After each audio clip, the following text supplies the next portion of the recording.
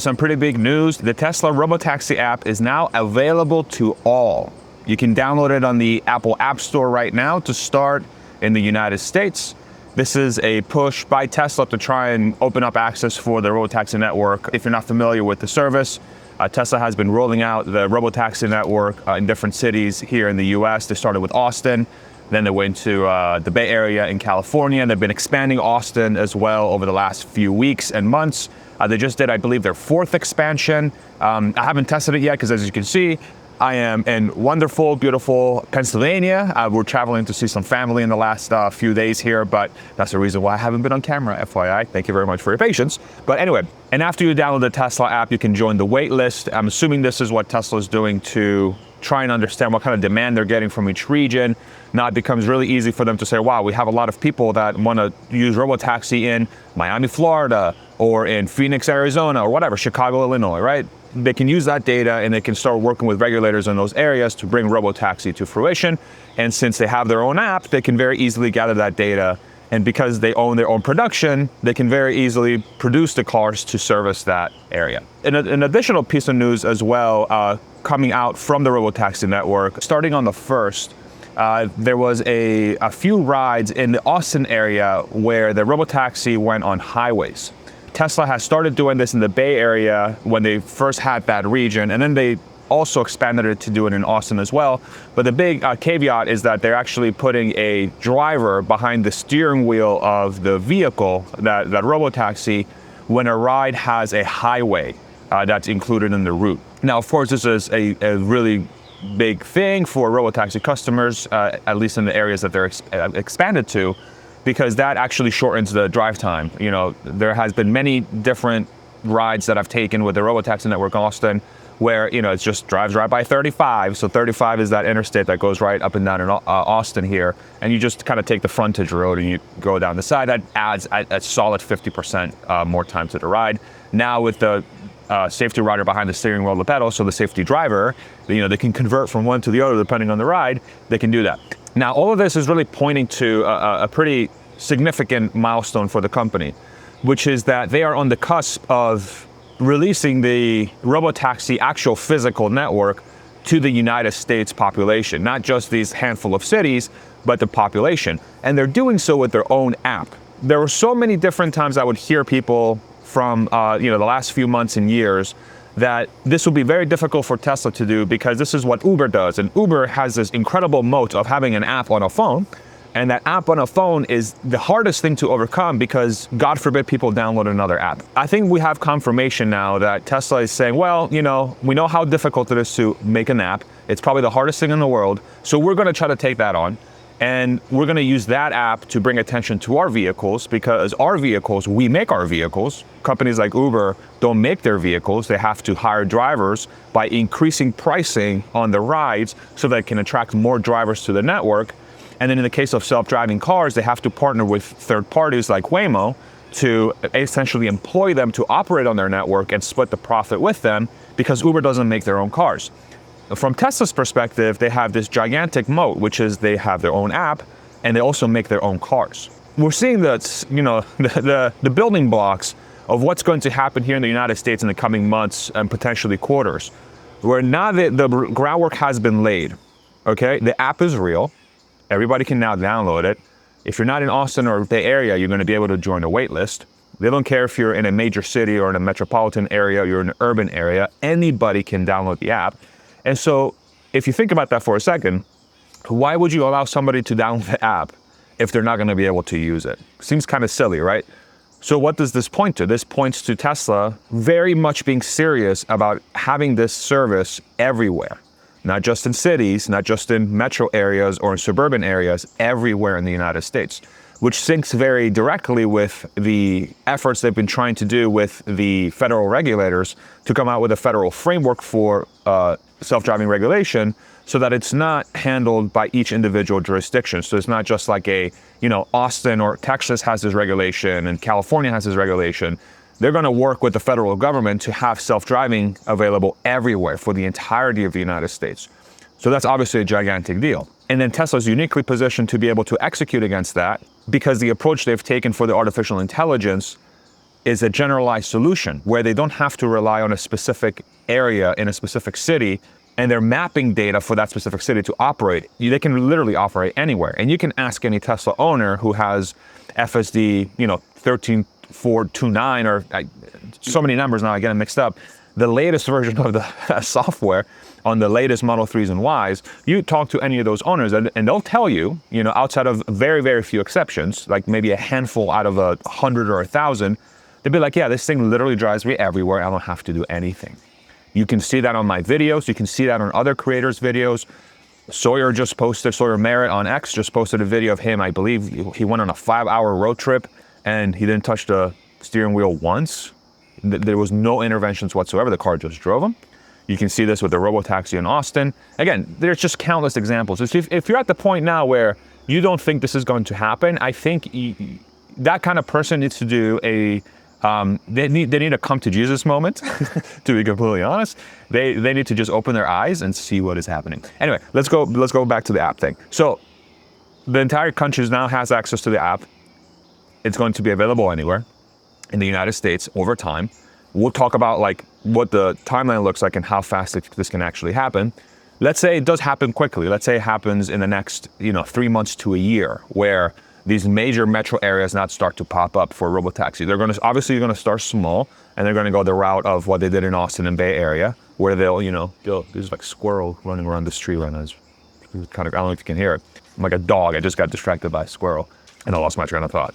Oh, so they'll start small, and then they'll expand as quickly as they can based on the data they have. The experience they'll gain in Austin and in the Bay Area is going to allow them to move even faster in other metropolitan areas. And so as those areas expand, Tesla's going to have to make a decision of say, okay, am I going to rely on the cars that I've already built for customers to fill that gap? Or am I going to create my own cars? Am I going to build my own cars? Hi, baby. Hi, baby. My baby just said hi. There's a lot of distractions to that. I love it. And so if they decide to go their own route of building their own cars, what that means is that they're going to essentially have to divert part of their manufacturing capacity over to filling the gaps for those cities and the regions that they're going live in for Robotaxi.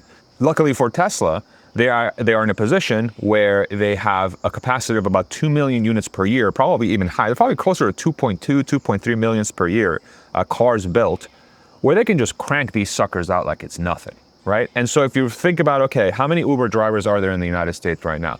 There's about, at any given point, about 1 million active drivers servicing the Uber network for the entire United States. And these are mostly in metro areas, but Uber is basically kind of anywhere at this point. It probably covers 80 to 90% of the US population, if I were to guess. That's about 1 million active drivers. In the craziest scenario where Tesla somehow, some way is able to flip a switch and the entire United States is now capable of being driven driverlessly with really good safety, at the point where they can just yank the safety riders and the drivers, and they can just have a very good ratio of teleoperators to vehicles on the road, and they need to get to 1 million cars. That is half a year's global production for Tesla. Just literally 6 months' time, they have the same exact coverage and the same exact, actually, I would say, significantly better product and service than Uber does in a span of 6 months worth of production. And the reason why it's significantly better is because when you don't have a driver, it's going to be much cheaper. And when you don't have a driver, that car can be active for, let's say, 16 to 20 hours of any given day while it's not charging or being cleaned or whatever that number is. Whereas with a driver, I don't know, after 12 to 14 hours, that person probably wants to go home and have dinner and go to bed, right? And they probably don't want to do that 7 days a week unless they really have to or they're really passionate about it, right? The Robotaxi doesn't care. It doesn't care. You know why? Because it's not a person. That brain is just outfitted to drive. And so 6 months worth of production allows a company like Tesla to massively surpass Uber's ability to service the United States. And with the app saying, yo, we're ready, download us. We're in the United States now. Download us. We'll put you on the wait list. We'll see, where there's interest. It's obvious that that's where the company's going, right? So this is extremely exciting. You pair this with the rollout of FSD in Australia.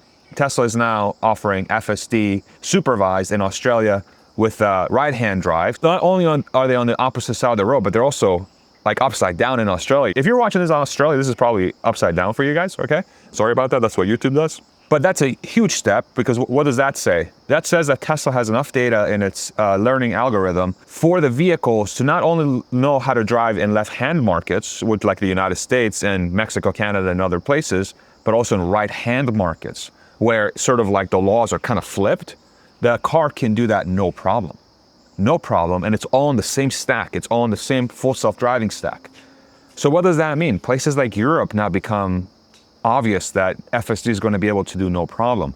Places like China, we're already seeing, and they're limited by regulations around data and what kind of data Tesla has access to put in their vehicles because of Chinese regulations and the Chinese government being extremely protective of that thing. They have every right to be, but they're missing out on a pretty great technology. But even then, Tesla is able to have the best, by far, FSD, self-driving system in China, relative to competitors with a gigantic data disadvantage. So what does that say? The core foundation they have for the learning for the vehicle is gangbusters. It is unbeatable. It truly is unbeatable. And then once you give it a lot of data, it becomes a driverless network. I think we're at the point now, truly, and timing is going to be hard to pin down.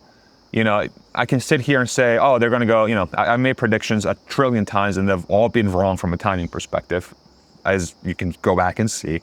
But I think the core principle of it is not only intact, but it's being validated on a weekly basis at this point, to the point now where I think it would be silly to say that Tesla is not going to be the dominant form of transportation in the United States in the next 5 to 10 years. They have the capacity for it. They have the network for it. They have the ecosystem for it. They have the innovation for it. They have the culture for it. At the point now where, you sort of fast forward this, 5, 10 years down the road, Robotaxi becomes this ecosystem for any Tesla vehicle or any Tesla product to live in, to service a person's ability to get from point A to point B in the most cost-effective, most enjoyable way possible that is seamless with their lives. And then it will co-integrate, I'm guessing, with other Tesla products that are not necessarily transportation vehicles that can be paired with those transportation vehicles, or that's those transportation units. Call it a car, a van. We just saw a teaser of a cyber van potentially. That they were showing this sort of master plan part 4 thing, which didn't have a plan. So that was weird. We'll see where they go with that. But in that teaser, they had the cyber van. So the cyber truck, it looked like a van.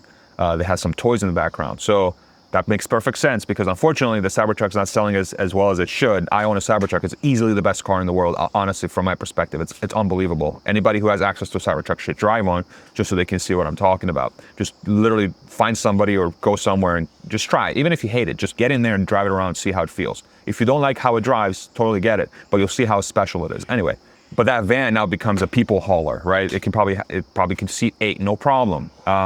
Potentially even 12 if they go 4 rows and they really overhaul that bed space. So that becomes a big people hauler. Then they have that giant toaster looking thing, which is their bus. Okay, that's like the party bus. That's like, next level. That's like super, super high density, get from point A to point B. The cyber cab, it's just me and my wife. It's just my friend and I. It's me and my dog, whatever. Lowest cost per mile, get in there, point A to point B, no problem. Probably also has the smallest battery, right? So maybe if you want to go from state to state, that doesn't make sense, but the Cybervan might, right? The Cybervan is going to be designed to go for long distances. It probably has 400 miles, 500 miles of range, right? The Cyberbus, who knows? That's probably best suited for metro area. If you want truly the lowest cost per mile and shared with other people, it could be like 20 cents a mile or something, right? And then with a bot, right? It's like, hey, I'm going shopping. I want to go shopping. I need a helper. Okay, we'll send a bot with you. Stick him in the car. And the bot shows up. And maybe that's an additional, $10 surcharge, or whatever. 5 cents per kilowatt hour spent, moving the body, or it's per job. It's like, hey, I want to go grocery shopping. Okay, that'll be $5. Okay, cool. Put an Optimus in my car. There's just so many different ways of thinking about this. I don't even know if that's the direction they'll go, because then they'll have to, figure out, okay, it doesn't make sense to put an Optimus in the thing. Anyway, it's happening. It's going to happen. I think at this point it's obvious. That's been one of the things that I've been realizing with this Tesla story, is that it's happening. It's like, when you think about like long term, what was Tesla's goal with this autonomy stuff is, seemed like a very pie in the sky thing not even a year ago. And now with the rollout of the app, having experienced Robotaxi in Austin, it is happening. It's very much happening. I think Tesla investors, a lot of Tesla investors have been really banking on this to work long term. None of this video, by the way, is financial investment advice, but there's a lot of investors out there that have banking on this future for sure. And I think they're probably very excited about the things that are happening. They're still waiting for things like the safety driver and the rider being pulled, because that signifies that they have the safety data necessary to execute their long-term plans on this, meaning that, you know, if you have a driver, a person in the vehicle driving around, that's not going to be very cost effective, because that's a person you're paying that you shouldn't be paying, that allows the network to have the pricing power that it does, because once you pull the safety driver or rider, all of a sudden you've yanked more than half of the cost of the vehicle, right? So you have to yank those people, and then you have to have a really good ratio of teleoperators to vehicles so that you don't have 1,000 people looking after 1,000 cars remotely. You might have 10 people looking after 1,000 cars. And when you have that, then it's like the costs plummet to nothing, basically, from a staff perspective. And all you're doing is just paying for electricity, maintenance, cleaning, insurance, which, based on my math, is no more than 60 cents per mile. And if you charge $1 per mile from a customer, you make 40 cents in profit, 40% margin. Uber cannot compete with that on any planet whatsoever. Forget about it. Dead company. That's just obvious. That's obvious, right? That's going to happen. And so if you're a Tesla investor and this is something that you're excited about and you have more than $1 million of Tesla stock, I've actually partnered with Rebellionaire to sponsor this video. If you're not familiar, Rebellionaire is a company, is an investment firm. Matt Smith and Bradford Ferguson, they run the company. If you're in the Tesla community, I'm sure you're very, very familiar with them. And they're essentially a firm that's going to help y'all get to your financial goals based on what you want to do. But they also really understand the Tesla story, so they're not going to be one of these firms where they're going to be like, oh, you know, this is a very risky thing. You should probably trim a ton, et cetera, et cetera. They will work with you. They understand the Tesla thesis. They understand the long-term potential of the company. They do a lot of novel research. They do their own work. They don't rely on like other analysts to drive their thing. They've done cross-country FSD trips. They've done super, novel research around the energy side of the business. And so instead of partnering with these financial firms that are going to be like, you're kind of crazy, you can partner with Rebellionaire, and they will fully understand where you're coming from, and they will work with you to reach your financial goals. And so if that is something you're interested in, you can go to rebellionaire.com/Farzad, rebellionaire.com/Farzad, and that's how they'll know that I sent you. I hope this was helpful. Thank you very much. We'll see you soon. I'm sorry, everybody. I know some of the videos are driving you all nuts. I am experimenting. Thank you very much for your patience. I love your feedback. I'm reading it. Sometimes it's a stab in the heart because I'm trying, but I get it, you guys. I'm gonna keep working on a bunch of different things. Honestly, I'm at a stage now where I'm really trying to figure a lot of different stuff out. Not only when it comes to content, but a lot of things. And it's important for me to experiment with things. And I expect you all to be honest with me as well. So if there's something out there that feels off, or it feels, it's not something you enjoy, let me know. I have all the data in the background as well to let me know if, we produce something that is good or bad. One of the things that I've always prided myself in is experimenting and trying different things on the channel. Even with sponsorships, right? I don't typically, if ever, have sponsors on these kinds of videos.